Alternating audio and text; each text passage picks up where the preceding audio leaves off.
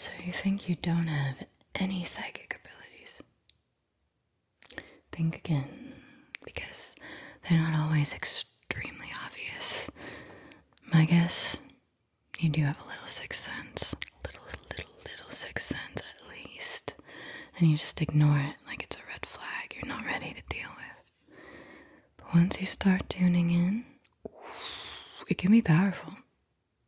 And the best part, if you do have a secret psychic power tucked in your back pocket, you can strengthen it, use it, work it. Whether that means connecting with people on a deeper level or making choices that feel freakishly aligned, or just knowing what to do next, you can get in touch with it and you can trust it. There are so many different psychic powers, so many psychic talents, truly. It's not a blanket strength. That's why we have this test today, so that you can discover which of the psychic categories you score the highest in. I'm talking telepathy, clairvoyance, clairaudience, empathy, energetic healing, remote viewing, and channeling. I'm going to share certain statements related to each of these areas with you, and then you're going to rate them. After the test is over, I will break down each of these abilities, how they show up in your daily life, not just in horror films, and how you can develop it so that it can actually help you in your day-to-day. Here's how the test works. We have 7 rounds. We have 10 statements per round. And after each statement, I need you to rate how much you disagree or agree with it on a scale of 1 to 5. 1 means you strongly disagree with the statement. 2, you disagree. 3 is neutral. 4 means you agree. And 5, you strongly agree. Don't overthink it. Seriously, please. I want your first instinct, the gut response. Just receive the statement, feel it in your bones, and then pick a number from 1 to 5. That's it. That's all you have to do. And I will be your psychic secretary. I've got my pencil ready, and I will be circling your answers.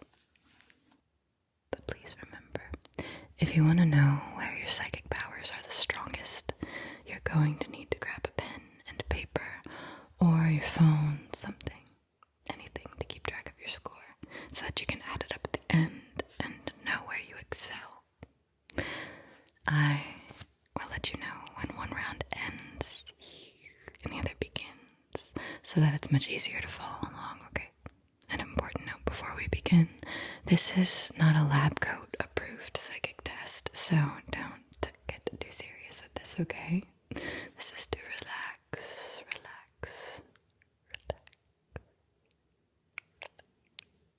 and have fun. Alright, good. Now take a breath. And drop your shoulders. And unclench your third eye. And just listen and feel and answer honestly, based on how you usually are, not just how you wish you were on a good day, okay? Deal? Alright, so then, let's start with round 1. We are now entering round 1. There are 10 statements in round 1. And remember, you're rating each statement on a scale of 1 to 5. 1 means you strongly disagree with the statement. 2 means you disagree. 3, neutral. You don't agree or disagree. 4 means you agree. And 5, you strongly agree. So, round 1, statement 1. And statement 1 is, you often know what someone's about to say before they actually say it. As a reminder, 1 means you strongly disagree. 5, you So how would you rank that statement for yourself? 1 to 5.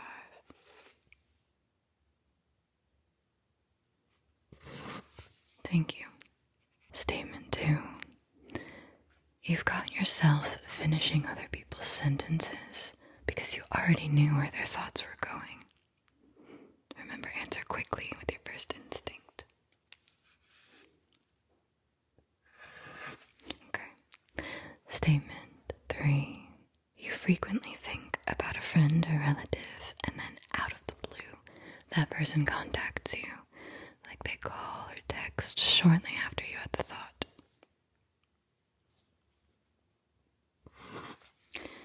Statement 4.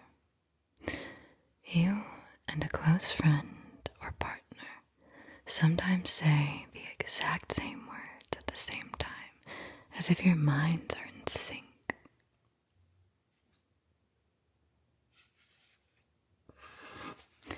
Statement 5. You have occasionally heard or sensed someone's thoughts in your head, almost like a voice or idea that wasn't your own. It might feel like guessing what they're thinking. 1 to 5. Statement 6. Strangers or new acquaintances are often surprised that you seem to know details about them that you've never been told.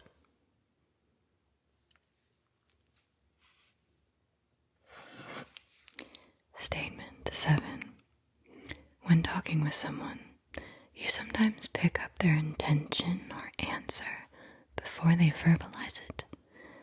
You might respond to them and they laugh, saying, "I was just about to say that."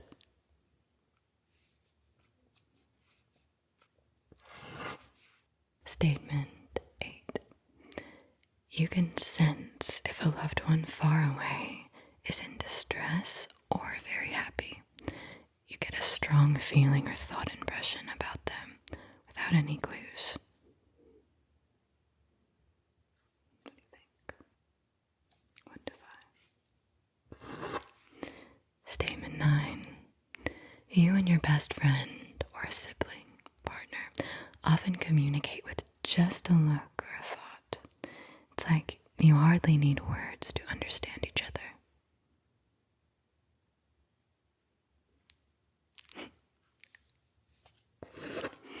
Statement 10.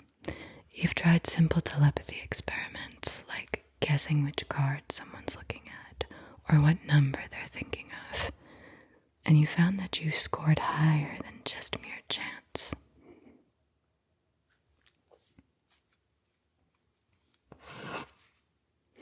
And that is the end of round 1. We are now ending round 1. So take a moment to add up the numbers you had for round 1, okay? You're going to be adding 10 total numbers together.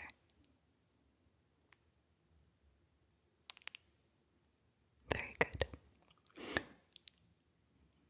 And moving into round 2. We are now entering round 2. Round 2, statement 11. And statement 11 is, you have had vivid dreams or mental images that later come true in real life. Remember, try to answer instinctively. 1 means this never happened. 5 means it happens a lot. Where does that fall on your ranking? Thank you. Statement 12. Sometimes you see flashes of images, scenes, symbols in your mind. And these images, scenes, symbols, they give you information or guide you, even if you're not sure where they came from. Remember, 1, never. 5, frequently. Alright. Statement 13.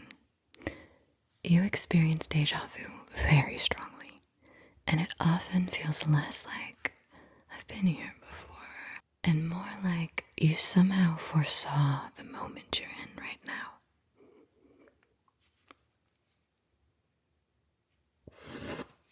Statement 14. You've seen things that others couldn't see, like shadows, lights, even apparitions, and it made you feel like you were perceiving something beyond the physical.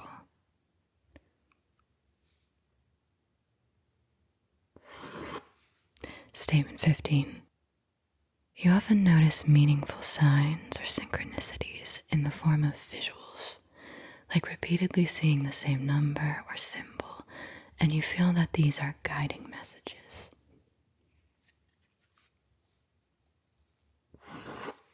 Statement 16. You can easily visualize places or people you've never actually seen, and you've later found real-world details that matched your mental image.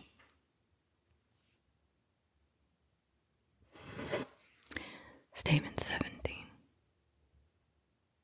You've either had a vision, awake or during meditation, of an event or situation that was happening elsewhere or in the future, which you later confirmed to be accurate.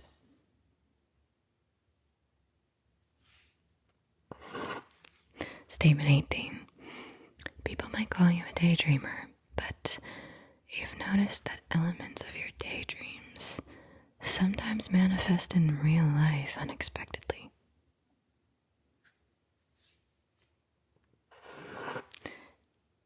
Statement 19. You've seen an image of a person in your mind that you didn't know, and then later met someone who looked just like that mental picture.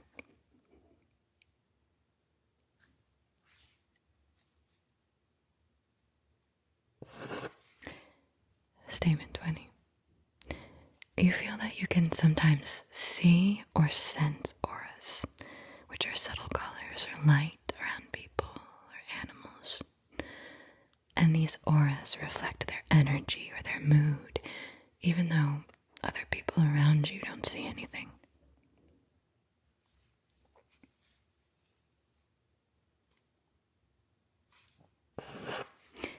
And that is the end of round 20. We are now ending round 20, giving you a second to total your score.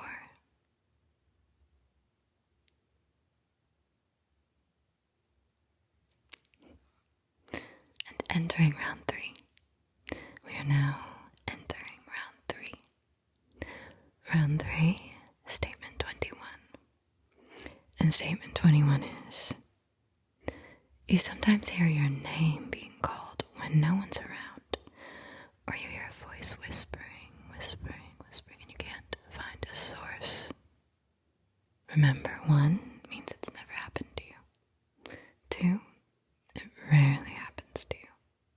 3 is neutral.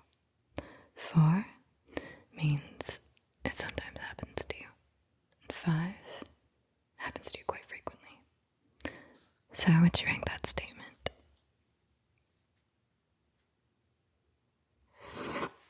Statement 22.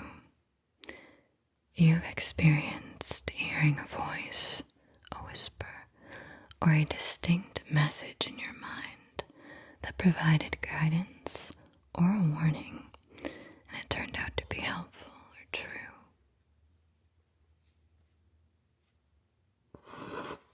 Statement 23.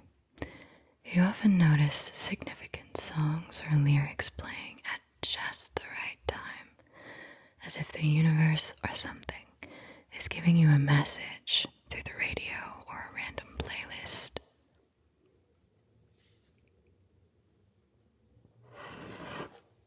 Statement 24.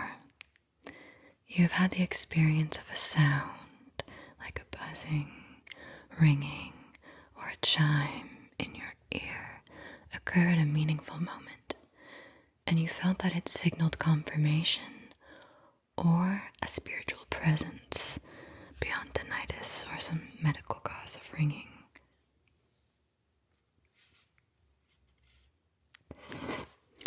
Statement 25. In quiet moments, like when you're falling asleep, meditating, or alone, you sometimes hear faint music or voices that aren't actually there physically.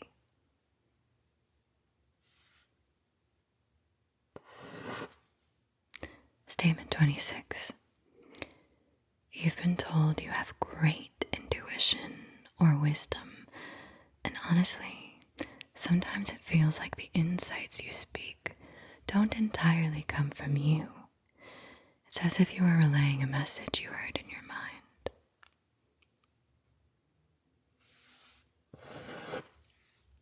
Statement 27. You talk to yourself in your head quite a bit, and sometimes the responses or ideas you hear in your mind surprise you with knowledge or phrasing that feels like it came from someone else. How would you rank that? Statement 28. When you think of a loved one, or someone who has passed away, maybe even a spirit guide or an angel, if you believe in those, you may hear a comforting word or phrase in your head that feels like it's from them.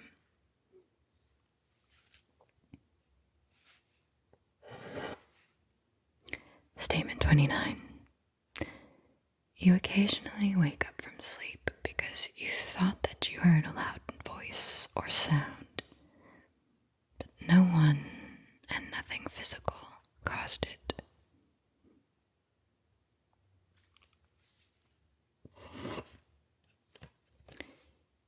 Statement 30. Certain words or numbers will pop into your head randomly, and they end up being meaningful. Like, you keep hearing the word Mexico in your mind, and then your friend invites you on a trip to Mexico. It's just a very simple example.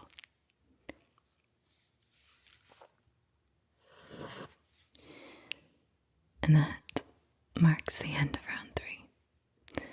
We are now ending round 3. So taking a second here to add up your total for round 3 before entering round 4.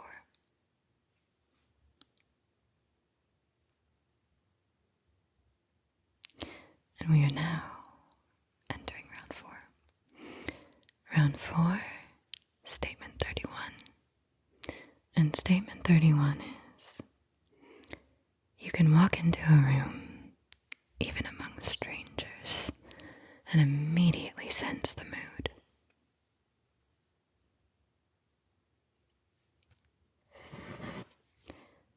Statement 32. Being in crowded places like a busy mall or a big party can overwhelm you because you start feeling a lot of emotional energies that aren't necessarily your own.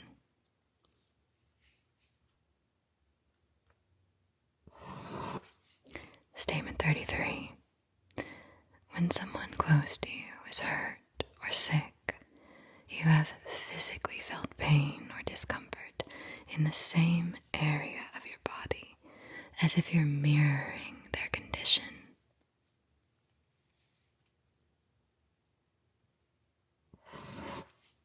Statement 34. You often experience other people's emotions as if they were your own.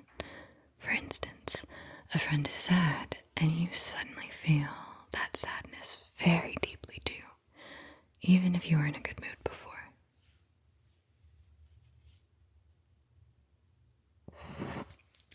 Statement 35.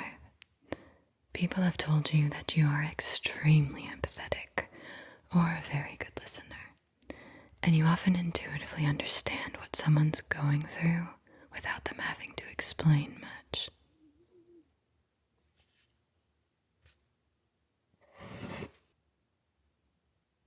Statement 36. You get strong gut feelings about people you meet. You might instantly trust someone or feel a bad energy for no obvious reason, and you later discover your initial instinct was spot on.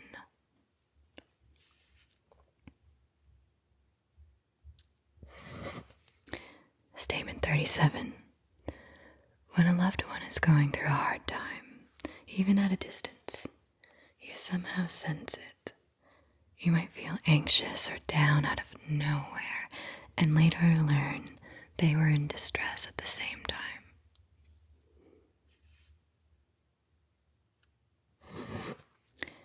Statement 38. You have felt an unseen presence, like getting goosebumps or a cold sensation, in a location, which made you sense that something beyond the ordinary or significant had happened there.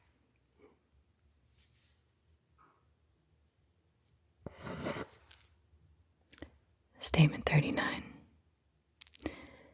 You can often tell if someone is lying to you or holding something back because you feel a weird shift inside. Something just feels off in your body when you're around them.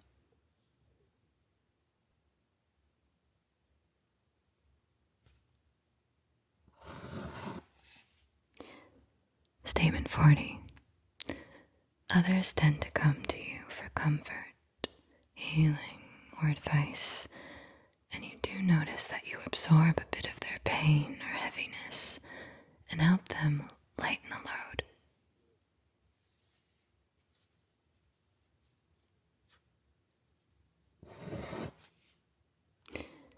And that is the end of round 4. We are now ending round 4. So adding the numbers you had up for round 4.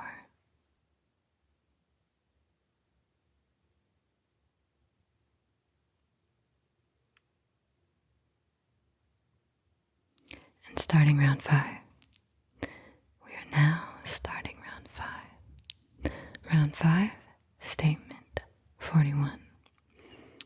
And statement 41 is: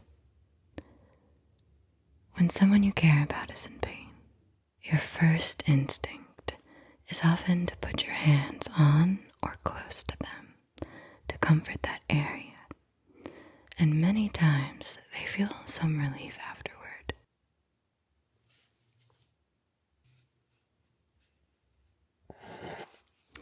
Statement 42. Animals and young children tend to calm down or fall asleep in your arms.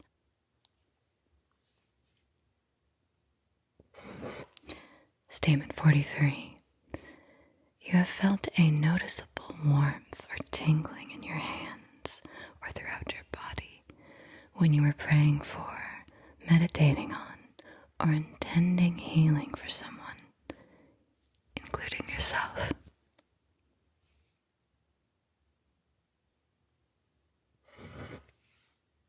Statement 44.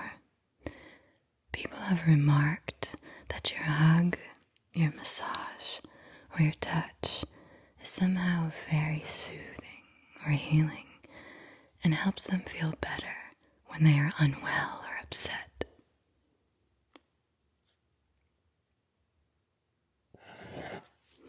Statement 45. You strongly believe in holistic healing, and you are drawn to practices like Reiki, acupuncture, herbal medicine, or chakra balancing.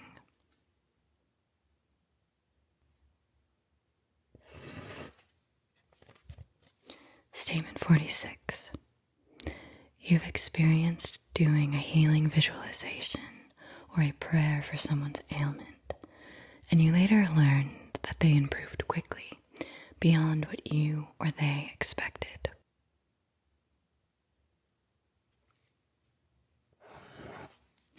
Statement 47. At times, you can almost feel an energy field around people. For example, when you move your hands near someone without touching them, you can feel heat or tingles or a sense of resistance or pressure in the space around them.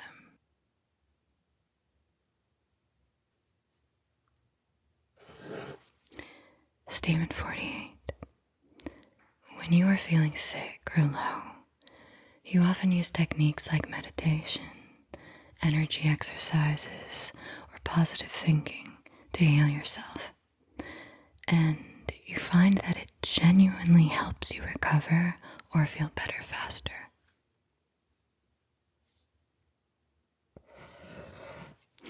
Statement 49. You are the person people turn to in a crisis because you have a naturally comforting presence. and you've noticed you can absorb or alleviate some of their pain.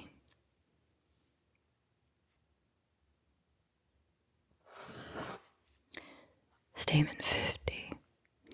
You've been called a healer, even informally by friends and family, or you feel called to help heal others, whether that's through Western medicine, counseling, energy work, or even just by providing great moral support.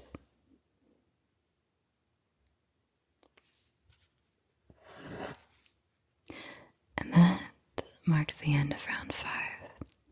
We are now ending round 5. So totaling up the number that you had for round 5.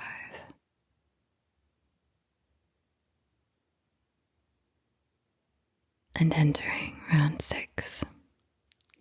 We are now entering round 6. Round 6, statement 51. And statement 51 is, you have had at least one out-of-body experience. For example, feeling like you are floating above your body, or viewing your surroundings from outside of yourself while you are asleep or during a near-death experience.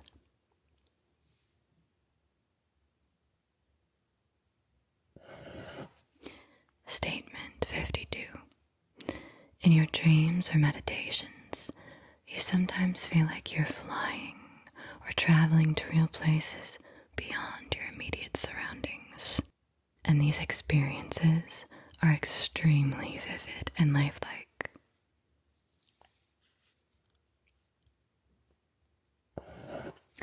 Statement 53.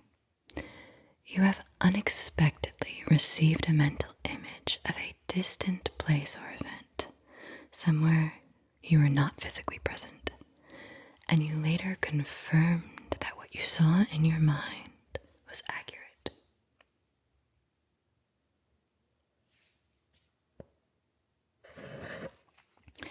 Statement 54.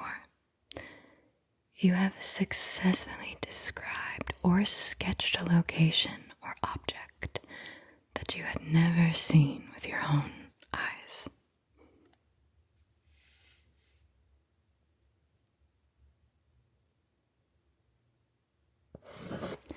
Statement 55.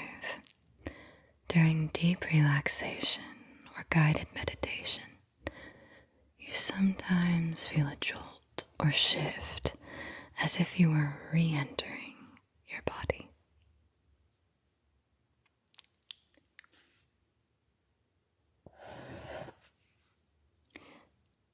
Statement 56.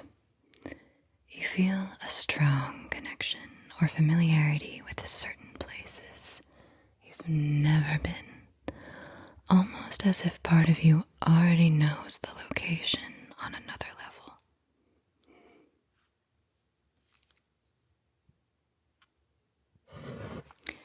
Statement 57. You have a rich imagination where you explore scenes in your mind in great detail, and on occasion these make-believe explorations later provide real information.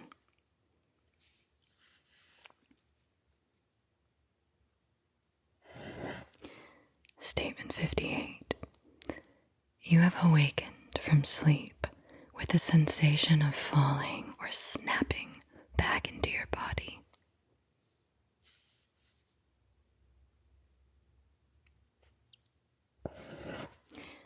Statement 59. You are open to the idea that consciousness can exist independent of the physical senses.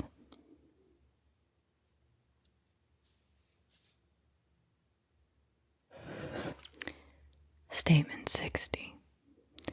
You felt your mind travel or extend beyond your body in ways that gave you a new perspective or information you could not have had normally.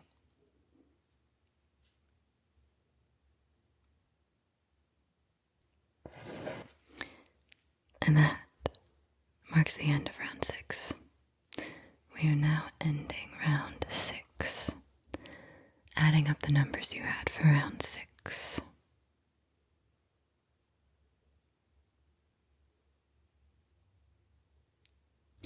and entering round 7.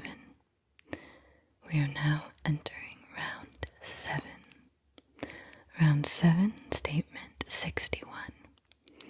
And statement 61 is, you have felt the presence of a deceased loved one or even an unknown spirit nearby. For example, sensing that someone was with you when you were alone in a way that felt comforting or unmistakable.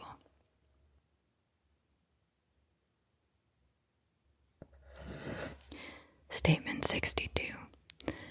You sometimes receive inner messages that feel like they're from someone who has died or are from a spirit guide. It's as if a thought or phrase pops into your mind in the tone of that person, giving you guidance or a message.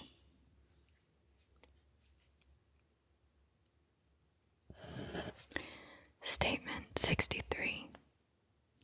At times you have spoken words or given advice to someone that felt almost as if it was coming through you from a higher source. People might have even said, I feel like that was my deceased relative speaking through you.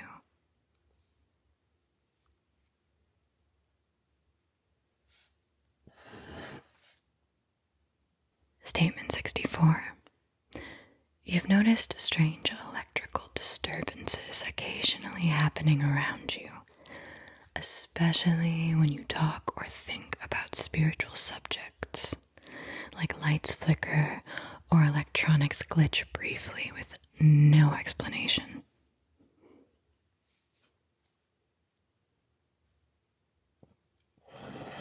Statement 65.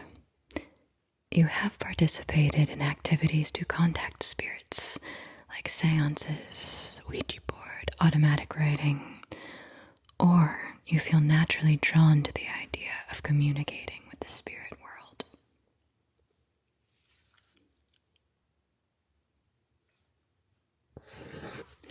Statement 66.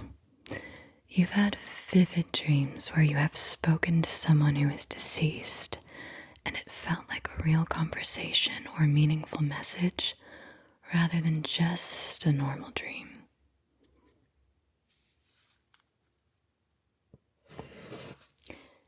Statement 67.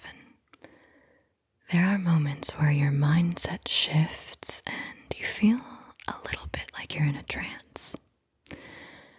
When this happens, profound words, art, or ideas just flow out of you as if someone or something is working through you. For example, maybe you write things down and you later wonder, where did that come from?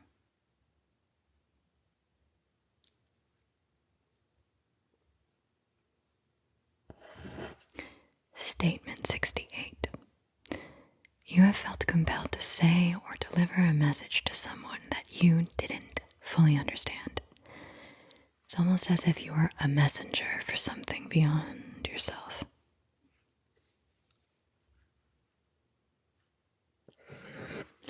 Statement 69. You sometimes talk to your loved ones who have passed on, either out loud or in your mind, and you feel like you get an answer in some form, whether it's a sign, an intuitive reply, or just a feeling like they heard you.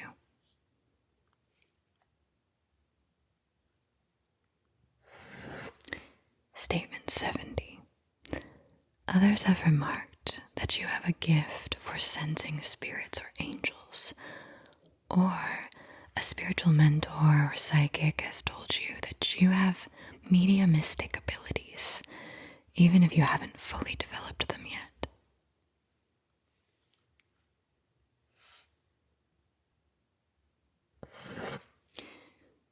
And that marks the end of round 7. We are now ending round 7, and that was the final round of the test.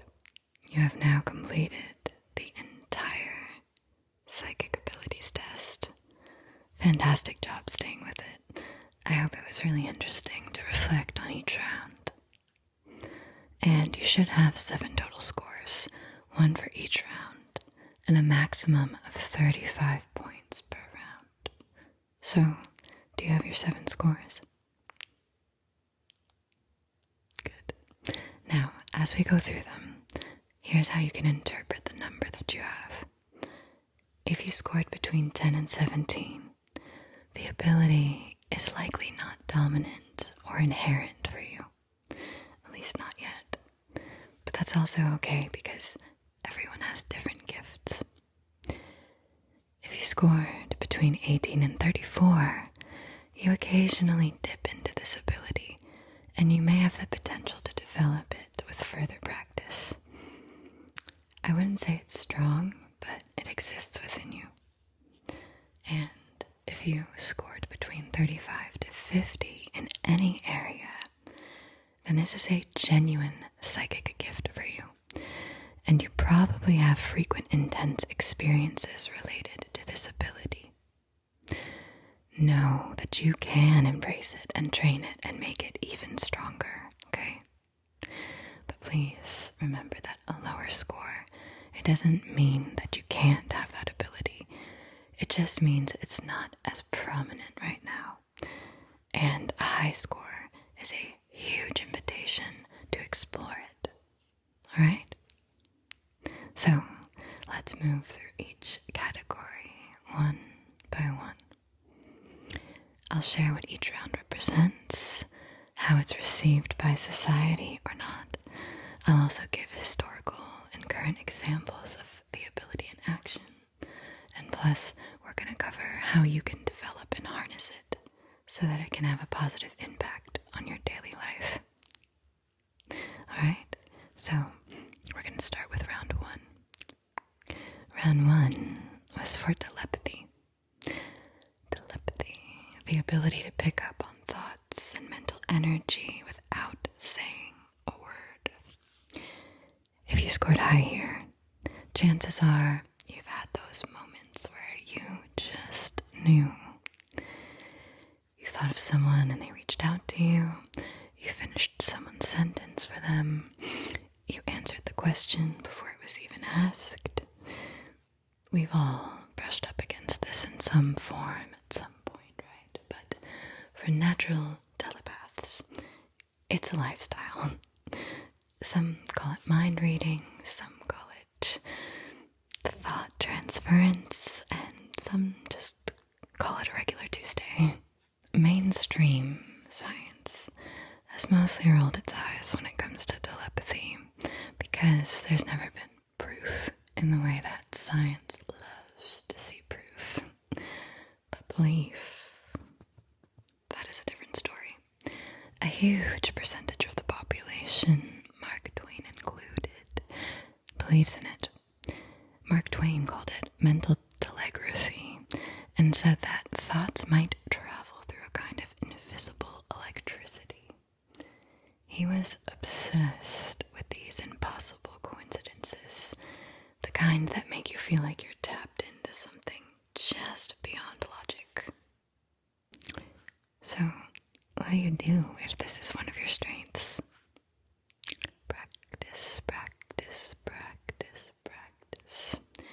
You can try little experiments with a friend, send an image, a number, a color, and see what they get. See what you get. Or you could play with it solo. Pause before you answer the phone and see if you know who it is.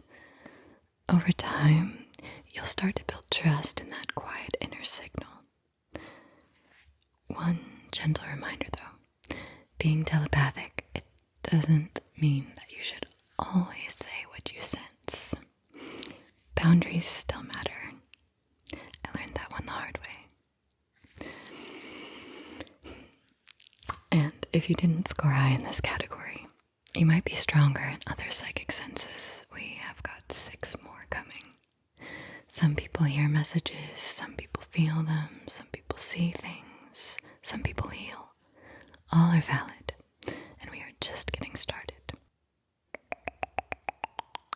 Round 2 was all about clairvoyance, which literally means clear seeing in French.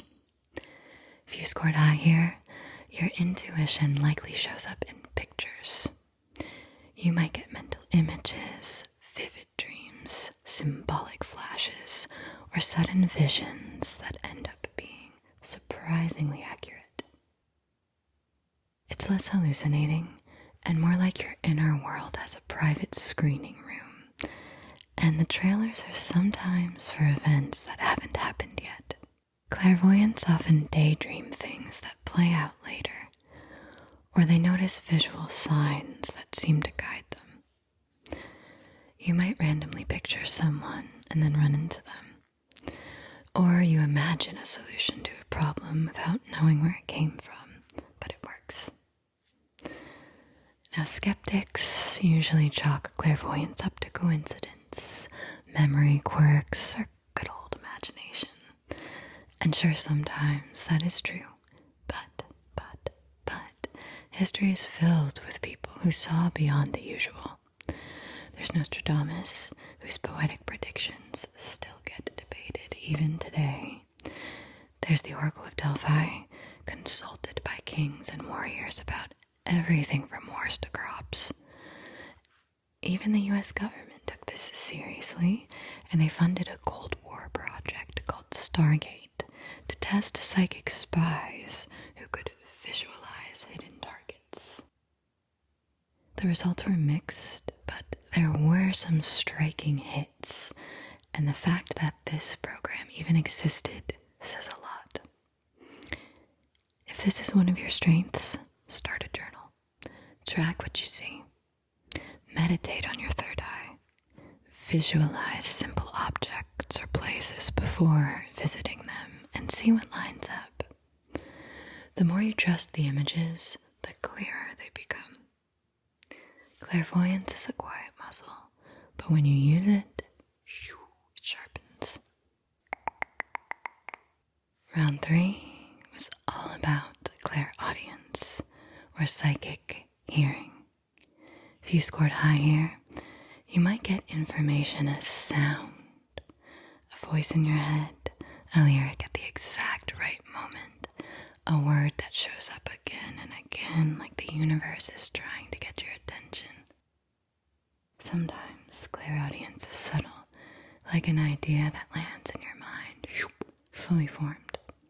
Other times, it's almost physical, hearing a name called when no one's there, or a whisper just before you fall asleep. Some people hear bells, knocks, even music that no one hears. It's not spooky, it's intuitive hearing turned up. Of course, hearing voices can feel complicated. In psychology, it is often associated with mental illness, but history is full of people who trusted what they heard. Joan of Arc heard voices from saints, and she led an army. Mozart said entire compositions came to him as if dictated from somewhere else.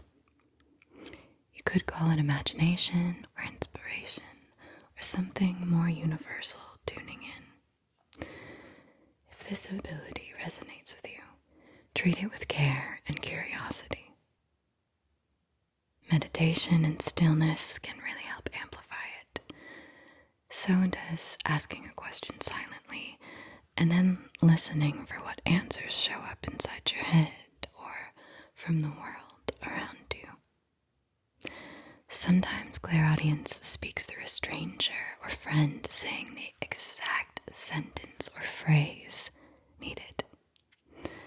You should keep a journal of the things that resonate with you, because over time, you'll start recognizing the difference between ordinary thoughts and the ones that are specifically meant for you in mind. And one important note, true clairaudience is never harsh or harmful. If what you hear is loving, calm, or helpful, that's guidance. But if it's cruel or negative or harmful, that is not psychic guidance, and it's worth reaching out to someone for support. Round 4 was all about clairsentience, or clear feeling. If you scored high here, you're the one who walks into a room and immediately senses the vibe.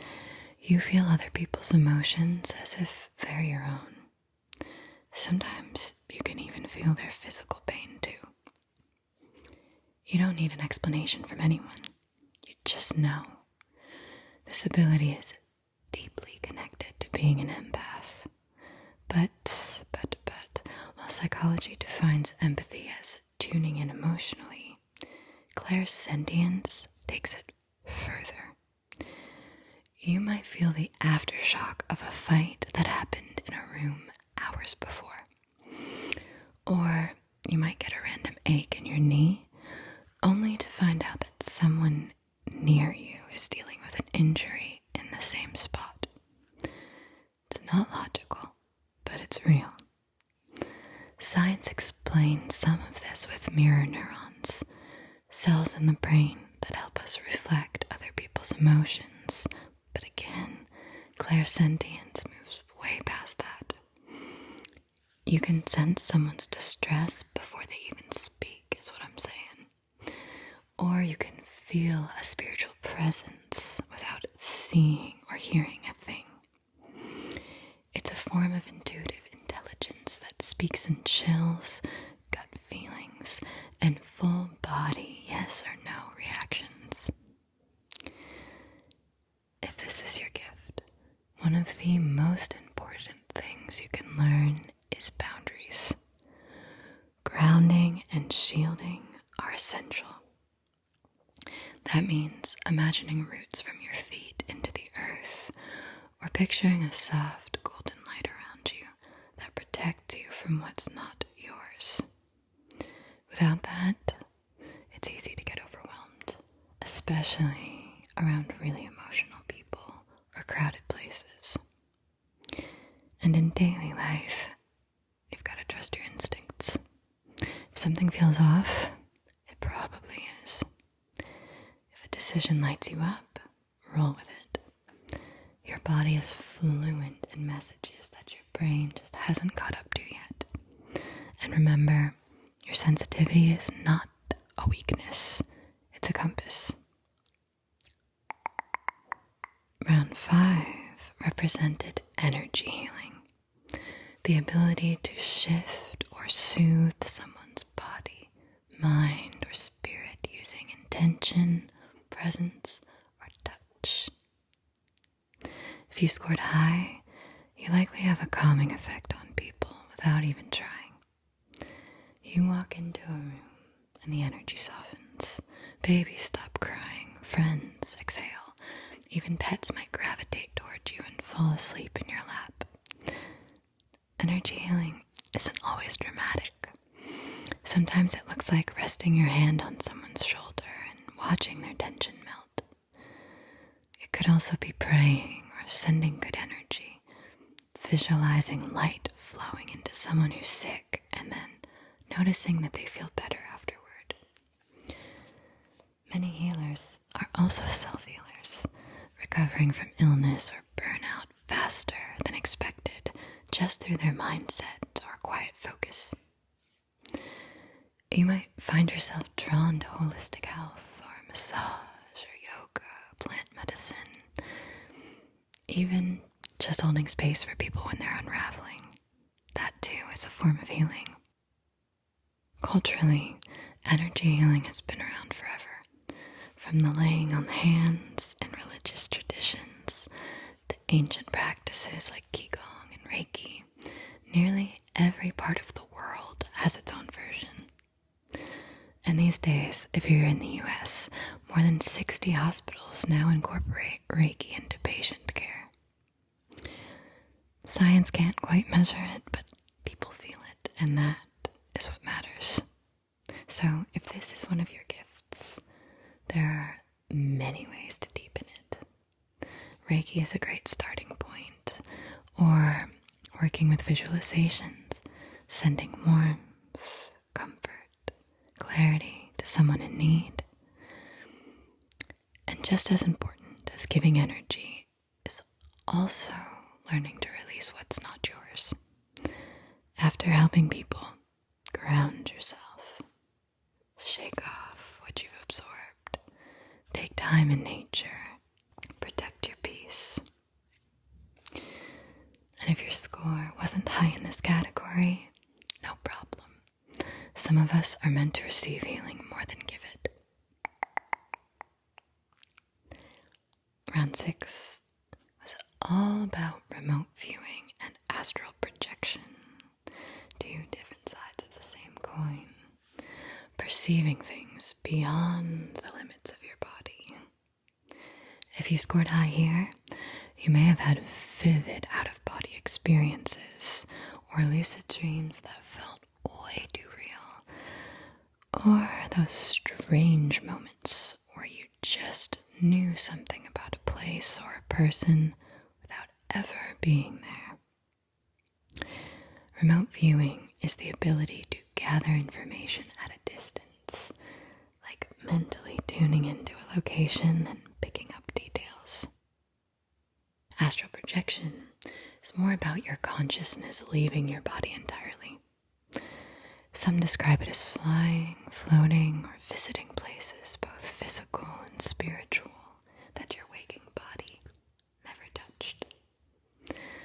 For many, these experiences bring deep peace and a sense that we are more than just skin and bone. And while it sounds far out, like I said before, governments have taken this seriously. In the Cold War, the Stargate Project tested psychic spies, and some, like Joe McMoneagle, if I'm saying that right, Joe McMoneagle, accurately described hidden targets from thousands of miles away. Even modern neuroscience is exploring OBEs, out-of-body experiences, and they are stimulating parts of the brain to trigger the effect. Of course, humans have been mapping this terrain for centuries. Ancient yogis talked about the astral body, shaman described spirit journeys, Aboriginal dream time, theosophical texts, Native American vision quests. They all speak to this idea of consciousness traveling beyond the body. So, if this is your ability, you can definitely train it. There are remote viewing protocols, and those involve meditating. Meditating is the key here, but you tune into a target, like a photo or a location, and then you sketch what you receive. There are also resources and groups that practice controlled remote viewing, so you can put your skills to the test with them. But start simple. Have a friend hide an object and see what you pick up. For astral projection, focus on deep body relaxation while keeping your mind alert. I did a Yoga Nidra video and that's a great start. But when you do this, many report a buzzing or a floating sensation right before leaving their body.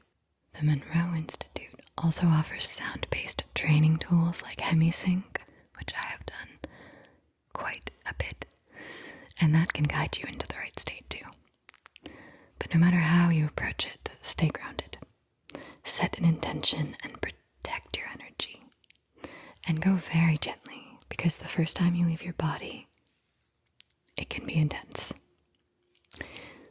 And if you didn't score high here, don't worry. This is one of the more advanced or specialized skills, and it doesn't mean you're not intuitive. It just means your psychic potential could be in a different area.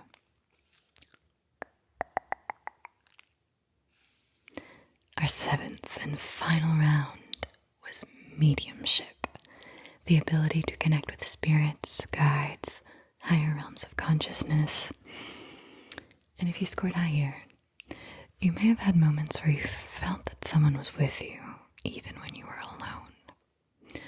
Or maybe just inspiration flowed through you, like it came from somewhere else entirely.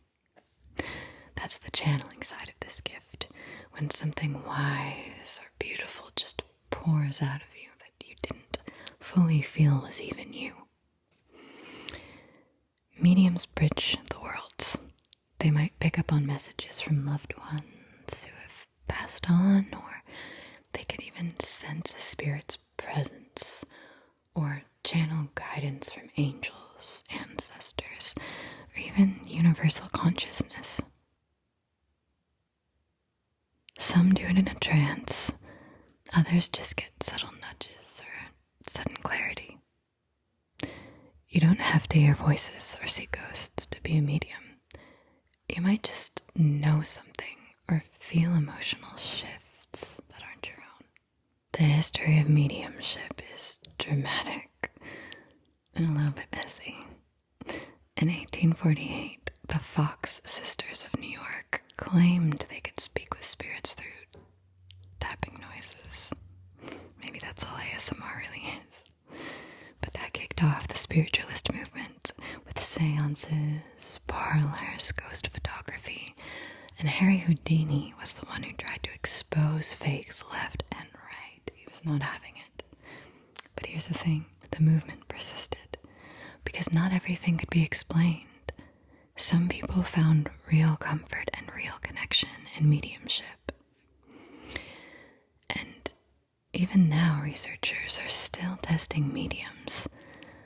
The Windbridge Institute runs blind studies with mediums who have given surprisingly accurate readings without ever hearing, seeing, or knowing anything about the person they're reading for. So, if this is your gift, you can develop it. Meditation and journaling are great starts. You should try automatic writing. It's where you ask a question, you relax, and you write whatever flows through you. And you come back later to see what came through. But again, be sure to surround yourself with light. Literally visualize it. And set a very clear intention, like only positive high vibrational energy may come through, and stay grounded. Because if anything feels too dark or fear-based or manipulative, it's either not a helpful presence or it's just your anxiety pretending to be one. Real messages from the spirit, they feel gentle and wise, alright? And you just mapped your psychic blueprint, so here comes the fun part. You get to integrate what you've learned. The psychic gifts are actually not about being special, although you are very special, but they're more about being in tune with yourself and also connecting to others on a deeper level and sensing the world behind the world. And trust me, you've already got the signal. We are all born with a psychic starter kit. Some of us are just more inclined to open it and take a look at what's inside. But your results, maybe they confirmed what you suspected. Or I hope they totally surprised you. Either way, it gave you a good glimpse into your unique psychic profile. There's no good or bad score here too. Remember that. This isn't a Hogwarts house sorting. You might be an incredible energy healer and never see a single vision, or be wildly telepathic but never once talk to a spirit. That's the beauty of it all. Your intuitive expression is yours alone. And yes, these abilities can grow. They're muscles. The more you tune in, the clearer the signal gets. But if there is one thing I cannot stress enough, stay grounded. The most powerful psychics have 1 foot in the cosmos and 1 foot planted firmly on the earth. So don't lose your center. And keep a sense of humor about you. It's not that serious. That'll help you stay grounded too. And if someone doesn't get your psychic gifts or your curiosity for the other planes, you're in very good company. Because throughout history, there have always been skeptics and there have always been seers, and they sit at the same table. Your intuition does not need anyone's permission to exist. So, thank you so much for taking this journey with me. And please, please make sure to share your strongest psychic abilities.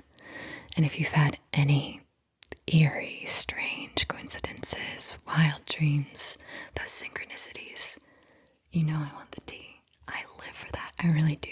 I love hearing about that stuff. So please make sure to let me know, and we can just start a communal confessional of our psychic experiences.